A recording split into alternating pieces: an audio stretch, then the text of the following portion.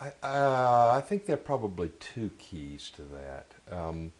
The first is a kind of relaxation, if this is the right word, about Bible world, um, rather than. Uh, I think there's a difference between taking the Bible seriously and taking it solemnly.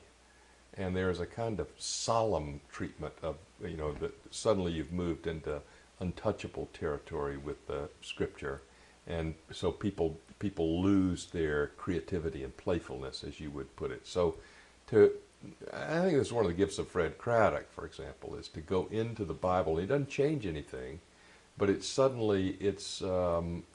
if there's a back porch on the text, and he's sitting rocking on it, and he's not afraid of the text, and he's not afraid to interrogate it and move around in it. So the first thing is kind of relax about the biblical world, with that, at the same time taking it seriously.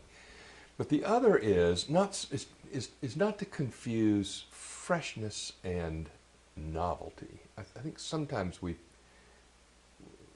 try to be novel when the task is being fresh, and freshness most often comes, I think, not from changing things around, but from a different perspective.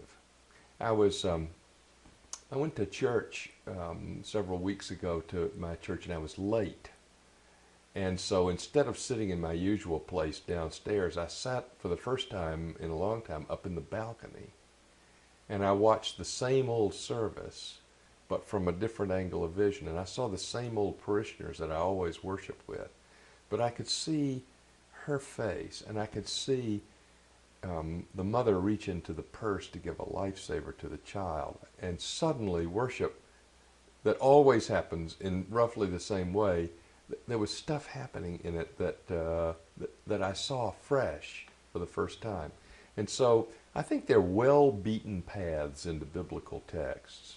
And so to come through a back door or a side door, or to sit in the balcony of a text and to look at it in a fresh way, often cracks it open and lets it come alive.